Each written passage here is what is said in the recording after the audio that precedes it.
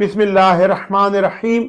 अस्सलाम वालेकुम फ्रेंड्स, मैं आपका दोस्त वकार ताहिर खान एम्स्टर्डम हॉलैंड से एक बार फिर आप सब दोस्तों, भाइयों, चाहने वालों की खिदमत में हाजिर हूँ। फ्रेंड्स, काफ़ी मेरे दोस्त, भाई, चाहने वाले फैमिलीज जिनके पाकिस्तान में, इंडिया में, बांग्लादेश में, गल्फ कंट्रीज में, सऊदीया, ओमान, बहरीन में शेंगन विजिट वीज़े लगते हैं, तो उनकी ख्वाहिश होती है कि वो शेंगन वीज़े को अपने विजिट वीज़े को किसी भी कंट्री में आकर चेंज करवा लें।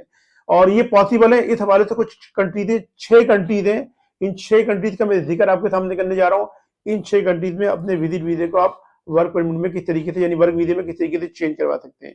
ये सारी चीजें मैं आपको डिटेल से एक्सप्लेन करूंगा। जैसे जैसे बहुत से लोग हैं जिनके पाकिस्तान में बस करें वीजा लगा नीदरलैंड का। अब उसकी सबसे अवलीन कोशिश ये होती है और ख्वाहिश ये होती है कि वो उस विजिट वीजे पे आए नीदरलैंड, और नीदरलैंड में आने के बाद अपने विजिट वीजे को वर्क परमिट में या वर्क वीजे में चेंज करवा ले। किसी का जर्मनी का लगता है, उसकी ख्वाहिश जर्मनी की होती है कि जर्मनी में आए, वहां पे विजिट वीजे को वर्क वीजे में चेंज करवा ले। इसी तरीके से किसी की स्विट्जरलैंड की ख्वाहिश होती है। तो ऐसा नहीं है कि सारे कंट्रीज जो है शेंगन स्टेट में, ऐसा बिल्कुल भी पॉसिबल नहीं कि वहां पर आप अगर विजिट वीजे पे आ रहे हैं तो वो किसी और कैटेगरी के वीजे में चेंज हो जाए। जैसे मैं अभी नीदरलैंड में मौजूद हूँ, जिसको हॉलैंड भी कहते हैं। अब हॉलैंड में अगर आप आ रहे हैं विजिट वीजा लेके हॉलैंड का, तो ये वीजा यहाँ पर किसी दूसरी कैटेगरी में चेंज हो ही नहीं सकता। ना ये वर्क वीजे में चेंज हो सकता है, ना ये स्टूडेंट वीजे में चेंज हो सकता है, ना ये स्पाउस वीजे में चेंज हो सकता है, और ना ही ये इमिग्रेंट किसी भी वीजे में चेंज हो सकता है। जो भी प्रोसेस करना है स्टूडेंट, इमिग्रेंट, स्पाउस, वो आपने अपने होमलैंड से करके आना है, ये कंट्री ऑफ रेजिडेंस से। इसी तरीके से यही मिसाल जर्मनी की भी है, यही मिसाल फ्रांस की भी है, बेल्जियम में, कि ये वीजे यहाँ पर डायरेक्ट आके चेंज नहीं होते। लेकिन अब कुछ ममालिक हैं, 6 कंट्रीज, उनका मैं जिक्र करना चाह रहा हूँ। और उधर ये जो विजिट वीजे पे आप आ रहे हैं, तो ये वर्क परमिट में किस तरीके से चेंज होते हैं। अब आप अपने ध्यान में ये रखिएगा कि कोई भी विजिट वीजा ये डायरेक्ट वर्क परमिट में चेंज नहीं होता। सही है। यानी लोग कहते हैं, आप जैसे भी मैंने कुछ दिनों पहले टिकटॉकर पे एक भाई ने मुझे वीडियो भेजी, में देख रहा होता है, भाई आप आ जाए बेल्जियम, उसको बेल्जियम भी बोलने नहीं आ रहा था, वो बेल्जियम में आ जाए तो बेल्जियम में मैं आपकी चेंज करवा दूंगा, तो फ्रांस में आ जाए तो फ्रांस में करवा दूंगा, नीदरलैंड में आ जाए। तो बहुत से लोगों को उर्दू भी सही तरीके से बोलने नहीं आती। तो टिकटॉक पे एक बंडी लगी है, और मैं अपनी अक्सर बेशतर वीडियो में कहता हूँ कि जो लोग कहीं पे भी नहीं जा सके, वो आपको दुनिया भर के वीजा लगवा रहे, तो इस तरह के लोगों से बचें। और जो आपको बोल रहा है कि भाई मैं आपको जर्मनी का वीजा लगवा रहा हूँ, फ्रांस का लगवा रहा हूँ, तो पहले उससे बोले कि आप पहले खुद तो तुम जर्मनी, फ्रांस चले जाओ, फिर हमारे को भेजना। सही है। तो ये मैं आपको बता रहा हूँ। अब जहाँ पे चेंज हो सकता है आपका विजिट वीजा, ये विजिट वीजे में चेंज नहीं होगा, क्योंकि आपका वीजा लीगल होता है। उस लीगल के बिहाफ पे आपका जो लॉयर है, वो आपका जो वर्क परमिट वो लेके उसके बिहाफ पे चेंज करवाता है। अब सबसे पहले कंट्री का जिक्र कर लेते हैं। जो सबसे पहले कंट्री है वो है रोमानिया।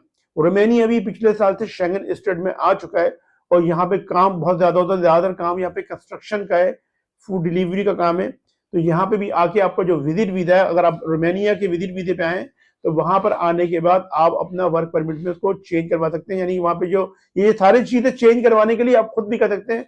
कुछ लीगल कॉम्प्लिकेशंस होती है जो आप आदमी समझते हैं। आप रोमानिया आ रहे हैं या किसी दूसरे कंट्री आ रहे हैं, वहां की तो आपको लैंग्वेज नहीं आती, तो जो उसके लिए आपको एक लॉयर हायर करना पड़ेगा। लॉयर की फीस होती है 1000, 1500, 2000, तो वो आपको उसको पे करनी है। फिर वो आपका जो वर्क वीजे के बिहाफ पे आप आए, वहां पे विजिट वीजे के बिहाफ पे आए, और उस विजिट वीजे के बिहाफ पे फिर वो वहां का वर्क परमिट लेगा और उसको चेंज करवाएगा वर्क परमिट के अंदर। सही है। और वहां का फिर आपको रेजिडेंस कार्ड मिल जाता है 1 साल का, 2 साल का। इसी तरीके से बल्गारिया भी पिछले साल से शेंगन स्टेट के अंदर आ चुका है। अगर आप बल्गारिया में आ रहे हैं शेंगन वीजा लेके, तो बल्गारिया में भी आप जॉब कॉन्ट्रैक्ट लेके आपका लॉयर आपका ये प्रोसेस करवा देगा। सही है, आपको चेंज करवा देगा, वहां का रेजिडेंस कार्ड मिल जाएगा। इसके बाद जो तीसरा कंट्री है वो है स्लोवेनिया। स्लोवेनिया के अंदर भी अगर आप आ रहे हैं, तो स्लोवेनिया में आप जॉब कॉन्ट्रैक्ट लीजिए, लॉयर से रब्ता कीजिए, जॉब कॉन्ट्रैक्ट लीजिए। और अगर ये जॉब कॉन्ट्रैक्ट आपको नहीं मिल रहा, तो बहुत सारी रिक्रूटमेंट कंपनीज है, उनसे ले लीजिए, और वो आपको दे देंगी। और वो उसके बिहाफ पे आपको लॉयर के पास जाना है, और लॉयर फिर आपका ये प्रोसेस इमिग्रेशन डिपार्टमेंट में शुरू करेगा, इसके बिहाफ पे वर्क परमिट लेते हैं। इसके अलावा जो चौथा कंट्री है वो क्रोएशिया। ये जो चौथा कंट्री है क्रोएशिया, यहाँ पर आप जो है वो, यहाँ पे भी सिलसिला है कि यहाँ पे क्रोएशिया के अंदर मैं खुद काफी दफा जा चुका हूँ, और स्लोवेनिया भी मैं जा चुका हूँ। क्रोएशिया में खुद 3-4 दफा जा चुका हूँ। तो क्रोएशिया में भी ज्यादातर जो काम है वो फूड डिलीवरी का काम है यहाँ पे। तो फूड डिलीवरी के यहाँ पर बहुत से लोग आते हैं। तो यहाँ पे भी आने के बाद अपना आप जॉब कॉन्ट्रैक्ट लेते हैं, और जॉब कॉन्ट्रैक्ट लेने के बाद आप लॉयर के थ्रू जो है अपना यहाँ का वर्क परमिट ले सकते हैं। देखिए, ये इतनी आसानी से चेंज होते हैं। इसके लिए मैंने आपको बताया कि ये लॉयर्स जो है वो आपका ये सारा प्रोसेस करता है। तो 4 कंट्रीज मैंने आपको ये बता दी है। अब एक और कंट्री बता रहा हूँ, वो है माल्टा। सही है।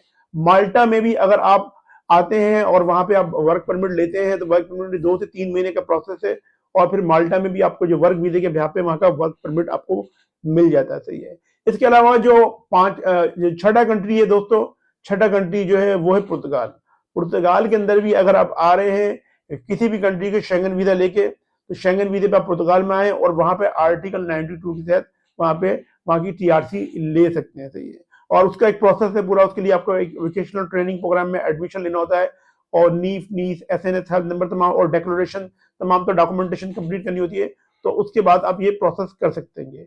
तो 6 कंट्री तो मैंने एक बता दी है उन लोगों के लिए जिनके पास शेंगन वैलिड वीजा मौजूद है। एक कंट्री और बता देता हूँ, वो स्पेन।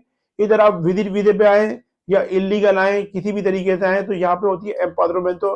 एम्पाद्रोमेंटो के यहाँ पे आपने 2 साल वहां रहना है, उस पर आप जॉब नहीं कर सकते, काउंसिल में आपने जाकर अपनी रजिस्ट्रेशन करवानी है, और 2 साल बाद फिर आपने एक जॉब का कॉन्ट्रैक्ट लेना है, और जॉब कॉन्ट्रैक्ट लेने के बाद आप जब रेजिडेंस कार्ड के लिए अप्लाई करेंगे तो फिर आपको वहां का रेजिडेंस कार्ड मिल जाएगा। तो ये मैंने आपको 6 तो कंट्रीज वो बता दिए जहां हम लीगल आकर अपना विजिट वीजे को वर्क परमिट ले सकते हैं, उसके बिहाफ पे चेंज नहीं करवा सकते, उसके बिहाफ पे आप ले सकते हैं।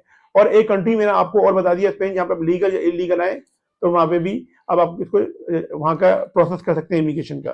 तो ये चीजें हैं फ्रेंड। इसके अलावा अगर आपको सर्विसेज चाहिए तो ऊपर मैंने अपना नंबर दे दिया है, इस नंबर पे आपने कॉल नहीं करना, और इसी वीडियो के डिस्क्रिप्शन में मैंने अपना जो है वो कंपनी का जो वेबसाइट का लिंक है वो भी शेयर कर दिया, आप जाइए।